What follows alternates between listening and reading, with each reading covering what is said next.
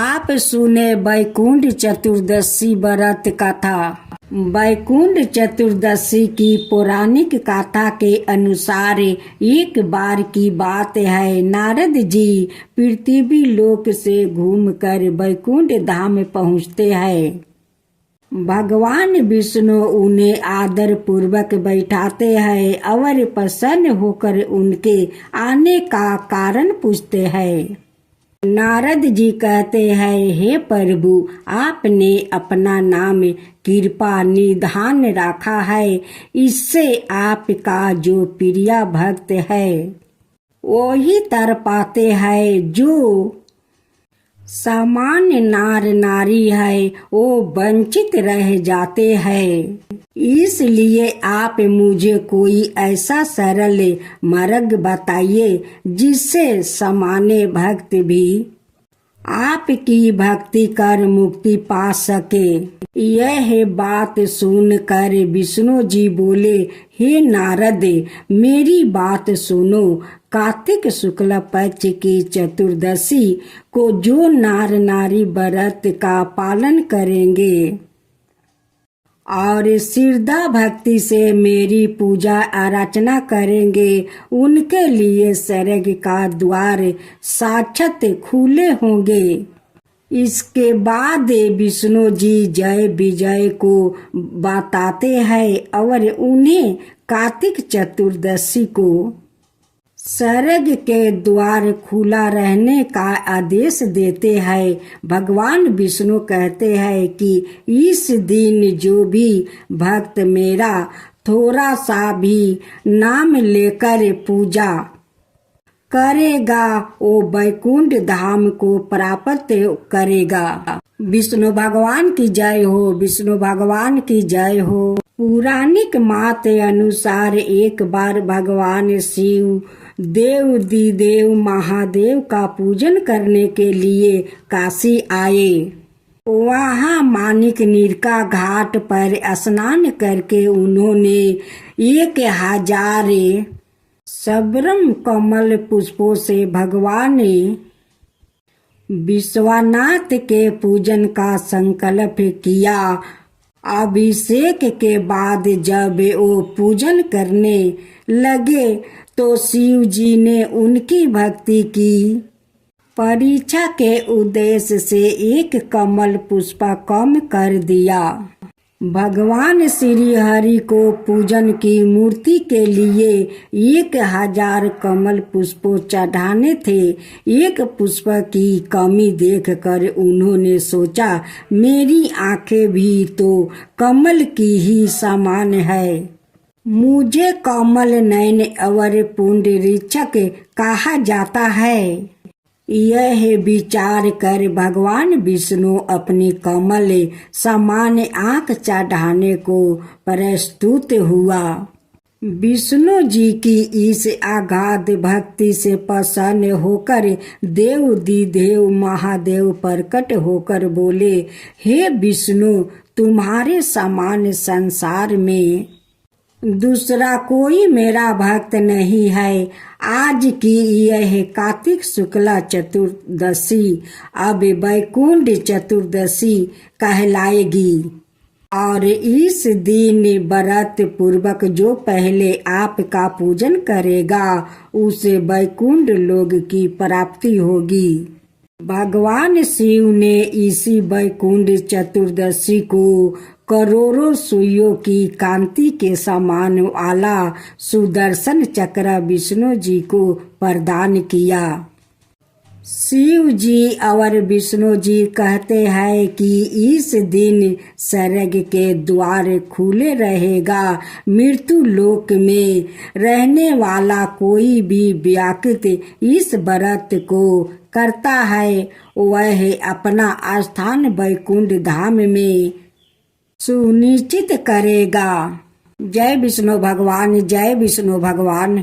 धनेश्वर नामक एक ब्राह्मण था जो बहुत बुरे काम करता था। उसके ऊपर कई पाप थे। एक दिन वो गोदावरी नदी में स्नान के लिए गया। उस दिन वैकुंठ चतुर्दशी थी। कई भक्त जन उस दिन पूजा अर्चना करने गोदावरी घाट पर आए थे। उस भीड़ में धनेश्वर भी उन सभी के साथ था। इस प्रकार उन श्रद्धालुओं के स्पर्श के कारण धनेश्वर को भी पुण्य मिला।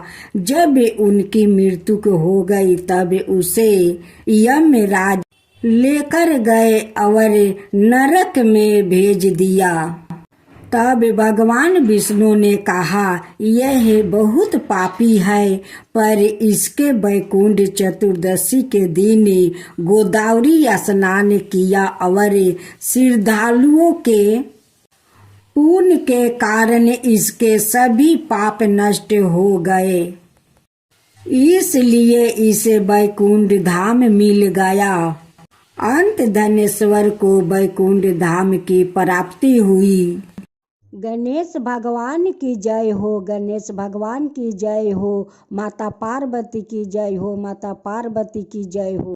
आज हम गणेश भगवान और एक 5 बरस लड़की का कहानी सुनाने जा रही हूँ। इस कहानी का आप लोग जरूर सुनिएगा।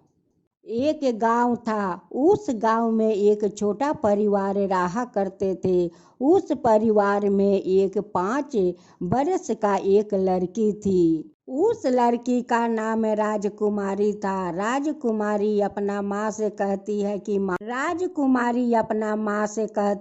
माँ, सभी बहन तो अपना भाई को राखी बांधती है, मैं किसको राखी बांधूं माँ? मेरा तो कोई भाई नहीं है माँ, मैं किसको राखी बांधूं? माँ कहती है कि बेटी देखो, पड़ोस में बहुत सारा लड़का है, उसी को जाकर राखी बांध दो। वो कहती है कि नहीं माँ, मेरा तो अपना भाई चाहिए, मैं अपना भाई को राखी बांधूंगी। माँ कहती है कि बेटी देखो, पड़ोस के भाई तो भाई होते हैं, उसी का राखी बांध कर तू अपना भाई बना लो। उसी राजकुमारी का घर के बगल में गणेश भगवान का मंदिर था। 5 बरस का राजकुमारी एक थाला में राखी, धान, दूभा, रूली लेती है, मिठाई लेती है और लेकर गणेश भगवान का मंदिर में चली जाती है और गणेश भगवान से हाथ जोड़कर सिर झुकाकर कहती है कि हे गणेश भगवान, सभी बहन तो अपना भाई को राखी बांधती है, मैं किसको राखी बांधूं? मुझे आप क्यों नहीं एक भाई दे देते हैं? गणेश भगवान, मुझे एक भाई दे दीजिए कि मैं भी अपना भाई को राखी बांध सकूं। राजकुमारी गणेश भगवान से कहती है कि हे गणेश भगवान, आज तो रक्षाबंधन है, आज बताइए मैं किसको राखी बांधूं? मेरा तो कोई भाई नहीं है और मेरा तो अपना भाई चाहिए, मैं तो दूसरा को राखी नहीं बांधूंगी। गणेश भगवान, गणेश भगवान का प्रतिमा से आवाज आते हैं। वो कहते हैं कि बहन, तुम अगर दूसरा भाई को राखी नहीं बांधोगी तो तुम मुझे राखी बांध दो। राजकुमारी कहती है कि गणेश भगवान, आप मेरा भाई बनेगी, आपको मैं राखी बांधूंगी, तो ये बताइए कि आप इतना बड़ा है, मैं तो इतना सा छोटी राजकुमारी हूँ, आप का मैं कैसे राखी बांध सकती हूँ?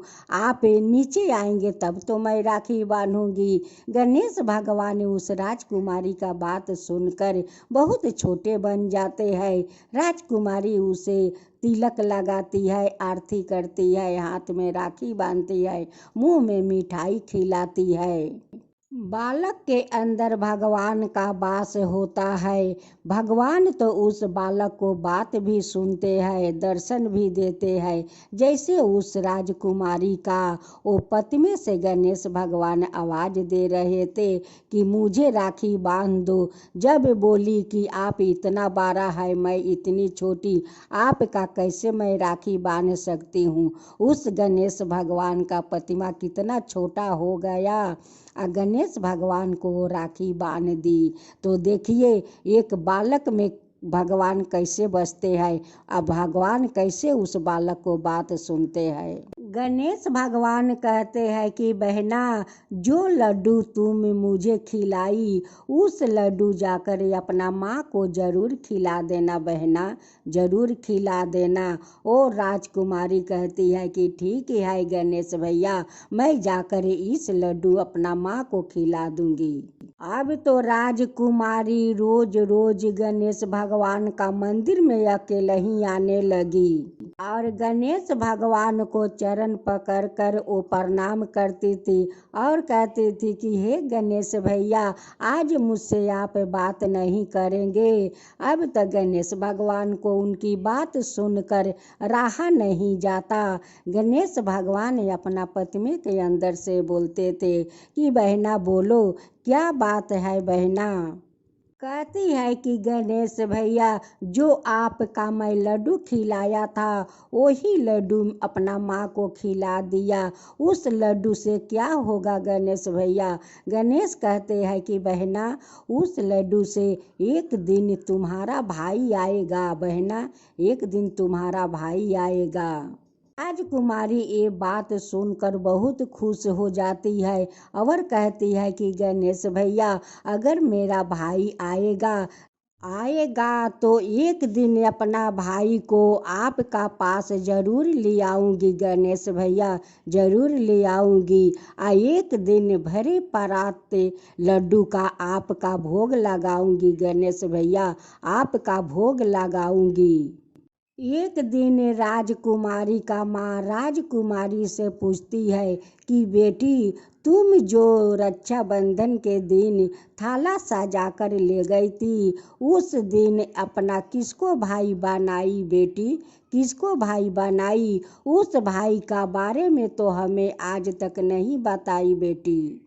राजकुमारी कहती है कि माँ, हमारा भैया जैसे तो इस संसार में दुनिया का कोई भाई नहीं है माँ, हमारा भाई जैसे इस संसार में किसी को भाई नहीं है माँ, नहीं है। उसी गणेश भैया का जूठन खाकर तो उनकी माँ का पेट में संतान पल रहा था। राजकुमारी तो गणेश भगवान का प्रति मन में बहुत श्रद्धा भक्ति रखती थी। वो मन का बहुत पुलिसकार थी और गंभीर थी, ऐसा कोई बात किसी से नहीं बताती थी, यहाँ तक कि अपना माता पिता को नहीं बताती थी। राजकुमारी अपना भाई को देखकर बहुत खुशी हो गई, बहुत खुशी हो गई और गणेश भगवान को धन्यवाद देने लगी कि हे गणेश भगवान, आप ही मेरा भाई को दे दिया, आप ही मेरा भाई को दे दिया। अगले बरस अपना भाई को राखी बांधूंगी। हे गणेश भगवान, आपका भी राखी बांधूंगी, आपका कभी राखी बांधना नहीं छोड़ूंगी। आप तो मेरा बड़े भैया है, आपको मैं कैसे छोड़ सकती हूँ, आपका तो पहला राखी बांधना मेरा हक है। तब तक मैं रहूँगी, तब तक आपका राखी मैं बांधते रहूँगी गणेश भगवान, आपका राखी मैं बांधते रहूँगी। फिर देखते देखते राखी बंधन आ गया। इधर राजकुमारी का भाई 1 बरस का हो गया। एक दिन अपना माँ से कहती है कि माँ, तुम मेरा बड़े भाई को देखना चाहती हो तो आज मैं दिखाऊंगी। देखो आज तो रक्षाबंधन है, पहले मैं अपना बड़े भैया को राखी बांधूंगी, तब अपना छोटे भाई को राखी बांधूंगी माँ। राजकुमारी एक थाला में धान, दूबा, रूली, दीप, राखी लेती है। एक परात में भरे लड्डू लेती है। राजकुमारी तो अपना माता पिता से तो बताती नहीं है कि हम लोग गणेश भगवान का मंदिर में जाते हैं। माँ कहती है कि बेटी, इस सब लड्डू सजाकर इतना बड़ा परात में तुम कहाँ जाओगी, गणेश भगवान का भोग लगाना है क्या?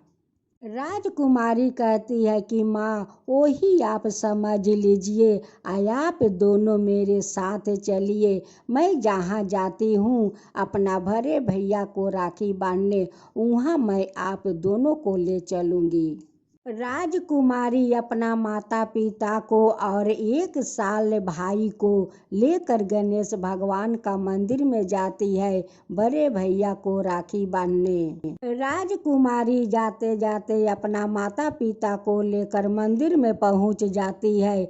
माता पिता कहते हैं कि बेटी, ये तो गणेश भगवान का मंदिर है, यहाँ पहले तुम पूजा करोगी। वो कहते हैं कि नहीं माँ, नहीं पिताजी, देखिए यही तो मेरा बड़े भैया है।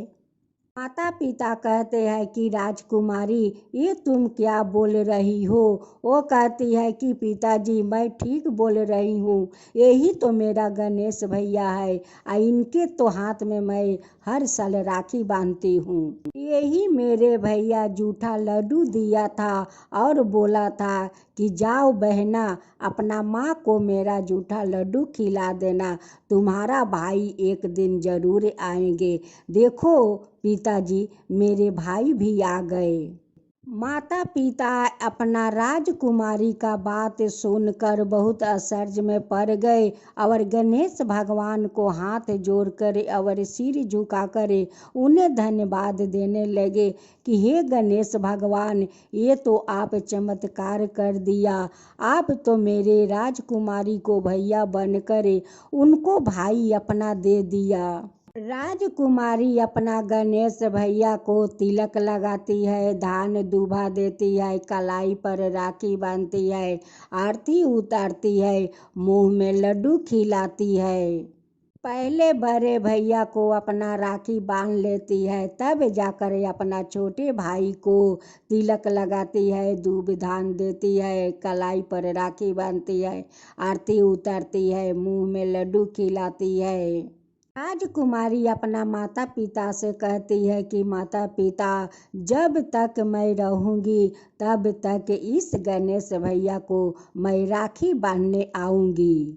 अब तो राजकुमारी का माता पिता हर बुधवार के गणेश भगवान के मंदिर में जाने लगे, पूजा पाठ श्रद्धा भक्ति से करने लगे, लड्डू को भोग लगाने लगे, श्रद्धा भक्ति से गणेश भगवान का पूजा करने लगे कि हे गणेश भगवान, आज आपका चमत्कार है कि मेरे घर में एक संतान आए, कि आज हमारा राजकुमारी बहुत खुश है, भगवान बहुत खुश है। आज आपका राखी कितना खुशी से बांधती है, अपना भाई को खुशी खुशी से राखी बांधती है। ऐसे ही अपना आशीर्वाद बनाए रखिए गणेश भगवान, हमारा राजकुमारी पर, इस छोटे भाई पर अपना आशीर्वाद बनाए रखिएगा। एक दिन अचानक राजकुमारी का तबीयत खराब हो जाता है, वो 3 दिन तक मंदिर नहीं जा पाती है। अब तो गणेश भगवान को चिंता लग गया कि मेरी बहना तो 3 दिन से मंदिर नहीं आती है, क्या बात है कि मेरी बहना हमारा मंदिर नहीं आती है। अब तो गणेश भगवान को तो चिंता लग गया कि मेरा बहना को तो जरूर कुछ हुआ है। गणेश भगवान एक लड़के के रूप धारण करते हैं और धारण करके उनके घर पहुंच जाते हैं और कहते हैं कि घर में कोई है, घर में कोई है। जब राजकुमारी के माँ घर से निकलती है तो कहती है कि क्या है बेटा, क्या बात है? राजकुमारी को तो तबीयत खराब है। वो लड़का कहते हैं कि उस लिए तो राजकुमारी बाहर नहीं निकलती है और नहीं किसी को साथ खेलती है। मैं कहती हूँ कि राजकुमारी 3 दिन से बाहर क्यों नहीं निकलती है, उस लिए तो मैं राजकुमारी को देखने आई कि राजकुमारी खेलने क्यों नहीं आती है। हम सब बच्चा लोग मिलकर एक साथ खेलते हैं। लेकिन राजकुमारी का माँ गणेश भगवान को नहीं पहचान पाई और नहीं राजकुमारी पहचान पाई। गणेश भगवान राजकुमारी का सर पर अपना हाथ फेरते हैं और कहते हैं कि राजकुमारी, तुम जल्दी ही ठीक हो जाओगी और हम लोग के साथ बाहर खेलने जाओगी। गणेश भगवान राजकुमारी को सर पर अपना हाथ फेर देते हैं और चल लाते हैं बाहर और उधर राजकुमारी ठीक हो जाती है। तो उनकी माता पिता दोनों कहने लगे कि 3 दिन से मेरे राजकुमारी का तबीयत खराब है, वो ठीक नहीं होती है। ये लड़का आकर थोड़ा हाथ उनकी सर पर घुमा गए, ये तो ठीक हो गई। जब बाहर निकल कर उस लड़का को वो लोग खोजते है तो लड़का तो वहाँ पर नहीं है। वो लड़का होगा तभी तो मिलेगा।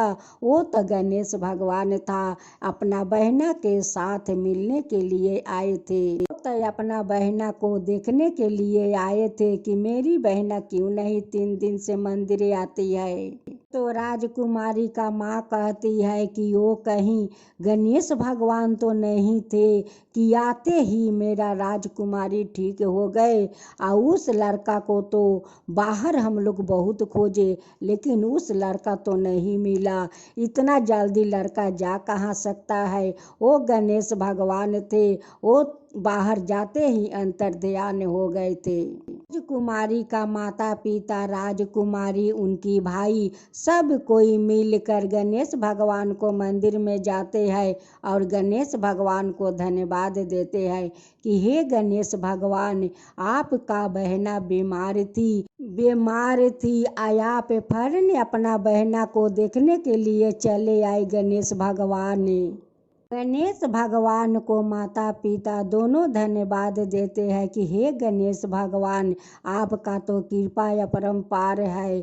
अपना बहन को बीमारी देखकर आप दौड़े चले आए, उन्हें ठीक कर दिए। गणेश भगवान, ऐसे ही अपना भाई बहन को रक्षा करना, ऐसे ही अपना भाई बहन को रक्षा कीजिए गणेश भगवान, ऐसे ही रक्षा करते रहिए गणेश भगवान। हे गणेश भगवान, जैसे उस राजकुमारी का आप भाई बनकर राखी बंधवाए, अपना जूठन उनकी माँ को खिलाकर उन्हें संतान को सौभाग्य दिलवाए, वैसे ही सबका ऊपर कृपा कीजिए और सबका मनोकामना पूरा कीजिए। हे गणेश भगवान, हे गणेश भगवान, आपको जो कथा कहता है, जो सुनता है, जो हुंकारी पड़ता है, उन सब का ऊपर कृपा कीजिए, उन सब का ऊपर कृपा कीजिए। हे गणेश भगवान, सभी का ऊपर कृपा कीजिए। गणेश भगवान की जय हो, गणेश भगवान की जय हो, माँ पार्वती की जय हो, माँ पार्वती की जय हो, भोलेनाथ की जय हो, भोलेनाथ की जय हो।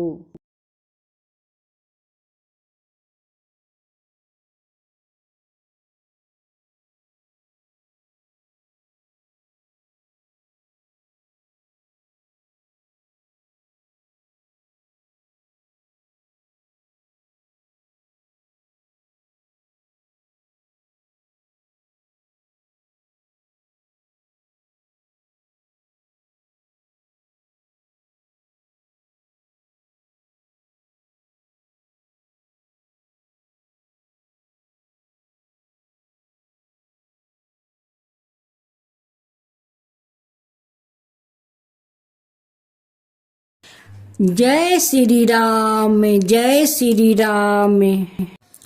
राजा दशरथ के 3 रानियां थी, कुशीला, सुमित्रा और कैकेयी। भगवान राम कुशीला के पुत्र थे। सुमित्रा के 2 पुत्र लक्ष्मण और शत्रुघ्न थे और कैकेयी के पुत्र भरत थे। नियमों के अनुसार राजा का श्रेष्ठ पुत्र ही राजा बनने का मात्र अधिकार होता है। श्री राम का अयोध्या का राजा बनना निश्चित था। कैकेयी जिन्होंने 2 बार राजा दशरथ की जान बचाई थी और दशरथ ने उन्हें यह वर दिया था कि जो जीवन के किसी भी पल उनसे 2 वर मांग सकती है, राम को राजा बनाते हुए और भविष्य को देखते हुए कैकेयी चाहती थी कि उनका पुत्र भरत ही अयोध्या का राजा बने। इसलिए उन्होंने राजा दशरथ द्वारा राम को 14 बरस का वनवास दिलवाए और अपने पुत्र भरत के लिए अयोध्या का राज्य मांग लिया। वचनों में बंधे राजा दशरथ को विवश होकर यह स्वीकार करना पड़ा। श्री राम ने अपने पिता की आज्ञा का पालन किया। श्री राम की पत्नी देवी सीता और उनकी भाई लक्ष्मण जी भी वनवास गए थे। वनवास के समय रावण ने सीता जी का हरण किया था। रावण एक राक्षस था, लंका का राजा था। रामायण के अनुसार जब राम, सीता और लक्ष्मण कुटिया में थे तब एक स्वनिर्म हिरण की वाणी सुनकर बरन कुटिया के निकट उस सवाए मृगा को देखकर देवी सीता व्याकुल हो गई। देवी सीता ने जैसे ही उस सुंदर हिरण को पकड़ना चाही, वह हिरण मृगा घनघोर वन की ओर भाग गया। वास्तविकता में यह असुरों द्वारा किया जा रहा एक षड्यंत्र था ताकि देवी सीता का अपहरण हो सके। सौरन मृगा यह सुनहरा हिरण राक्षस राजा रावण का मामा मरीचिन था। उसने रावण के कहने पर ही सुनहरा हिरण का रूप धारण किया था ताकि वो योजना अनुसार राम लक्ष्मण को सीता जी से दूर कर सके और सीता जी का अपहरण हो सके। उधर षड्यंत्रों से अनजान थी सीता उसे देखकर मोहित हो गई और रामचंद्र जी से उस बरन हिरण को जीवित सुरक्षित पकड़ने का अनुरोध किया ताकि उस सुंदर हिरण को अयोध्या लौटने पर वहां ले जाकर मैं पाल सकूं। रामचंद्र जी अपनी सीता की इच्छा पूरी करने चल पड़े और लक्ष्मण जी से सीता की रक्षा करने को कहा। कपटी मरीच राम जी को बहुत दूर ले गया।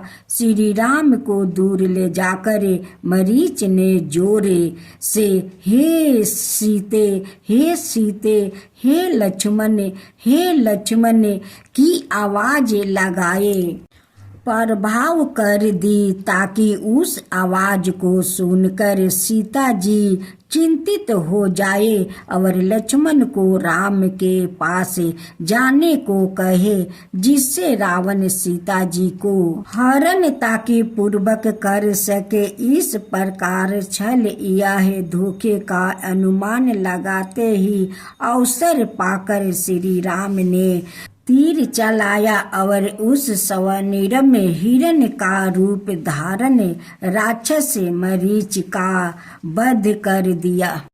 दूसरी ओर सीता जी मरीच द्वार लगाए अपने लक्ष्मण के नाम को ध्वनियों को सुनकर अत्यंत चिंतित हो गई। किसी प्रकार कायन होने को समीप जानकर लक्ष्मण जी को श्री राम के पास जाने को कहने लगी। लक्ष्मण जी राक्षसों के छल कपट को समझते थे, इसलिए लक्ष्मण जी देवी सीता को सुरत अकेला छोड़कर जाना नहीं चाहते थे, पर देवी सीता द्वारे बलपूर्वक अनुरोध करने पर लक्ष्मण जी अपनी भाभी की बातों को इनकार ना कर सके। वन में जाने से पहले सीता जी की रक्षा के लिए लक्ष्मण जी ने अपने बाण से एक रेखा खींचा था। सीता जी से निवेदन किया कि किसी भी परिस्थिति में इस रेखा का उल्लंघन नहीं करे। यह रेखा मात्र उच्चारण पूर्वक खींची गई है, इसलिए इस रेखा को लांघकर कोई भी इसके अंदर नहीं आ पाएगा। लक्ष्मण जी ने देवी सीता की रक्षा के लिए जो अभिमंत्रित रेखा अपने बाण के द्वारा खींची थी वह लक्ष्मण रेखा के नाम से प्रसिद्ध है। लक्ष्मण जी का घोर वन में प्रवेश करते ही देवी सीता को अकेले पाकर पहले से षड्यंत्रों पूर्वक घात लगाकर बैठा था। रावण को सीता जी की अपहरण का सुनहरा अवसर प्राप्त हो गया। रावण शीघ्र ही राम लक्ष्मण सीता का निवास स्थान पर उस कुटिया में जहाँ सीता माता वास करती थी।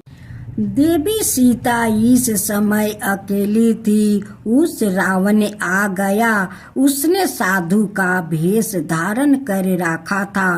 पहले तो उसने उस सुरक्षित कुटिया में सीधे घुसने का प्रयास किया, लेकिन लक्ष्मण रेखा दाग होने के कारण वह कुटिया के अंदर जहाँ देवी सीता विराजमान थी नहीं घुस सका।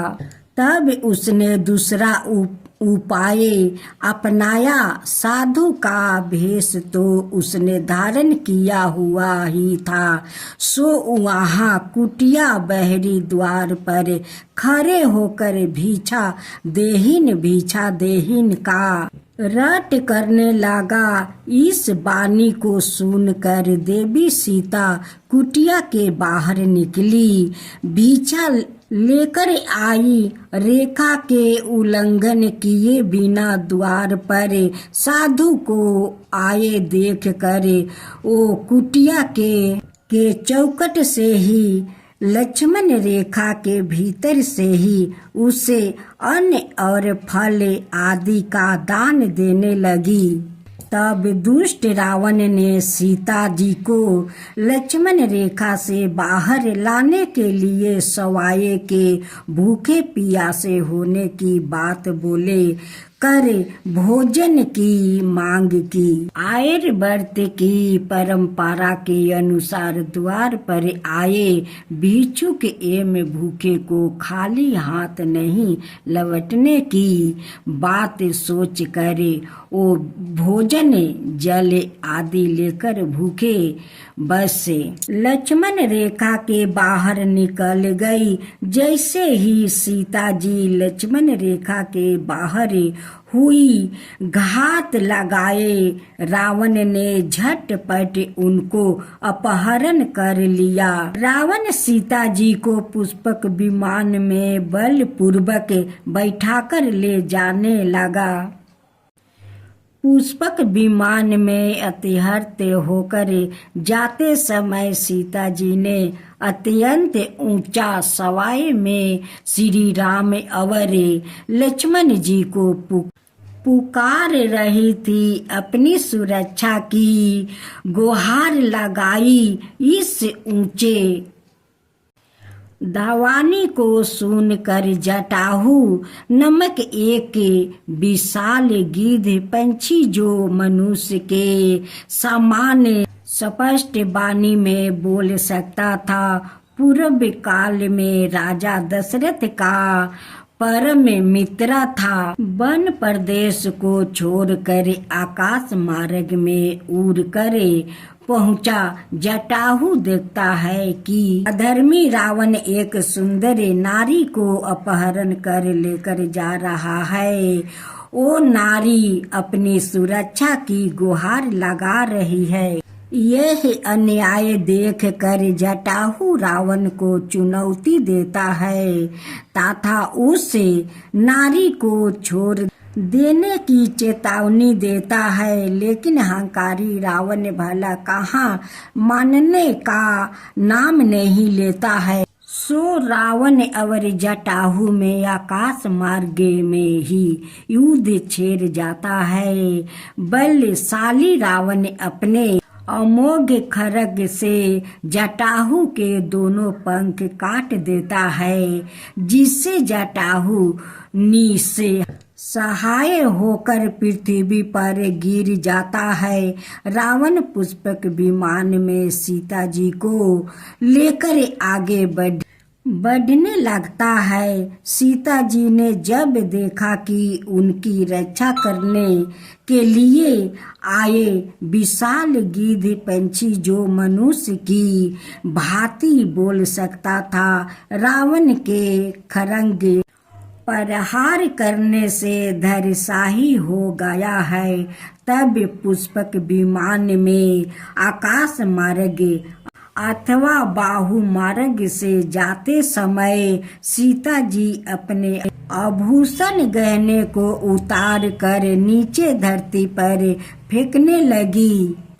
भगवान राम अपने भाई लक्ष्मण के साथ सीता की खोज में दर दर भटक रहे थे। तब वह हनुमान और सुग्रीव नामक 2 वानरों से मिले। हनुमान राम के सबसे बड़े भक्त बने। सीता को पुनः प्राप्त करने के लिए राम ने हनुमान, विभीषण और वानर सेना की सहायता से रावण के सभी बंधुओं, बांधवों और उसके वंशजों को पराजित किया तथा लौटते समय विभीषण को लंका का राजा बनाकर अच्छा शासक बनाने के लिए मार्गदर्शन किया। राम ने रावण को युद्ध में परास्त किया और उसके छोटे भाई विभीषण को लंका का राजा बना दिया। राम, सीता, लक्ष्मण और कुछ वानर जन पुष्पक विमान से अयोध्या की और प्रस्थान किया। वहाँ सबसे मिलने के बाद राम और सीता का अयोध्या में राज्याभिषेक हुआ। पूरा राज्य खुशहाल समय व्यतीत करने लगा। जय श्री राम, जय श्री राम। प्राचीन समय की बात है। किसी नगर में एक ब्राह्मण दंपति रहते थे।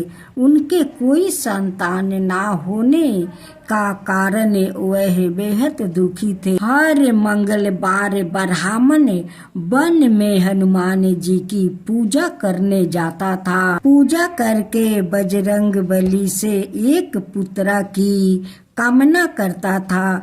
उसकी पत्नी भी पुत्र की प्राप्ति के लिए मंगलवार का व्रत करती थी। वह मंगलवार के दिन व्रत के अंत में हनुमान जी को भोग लगाकर ही भोजन करती थी।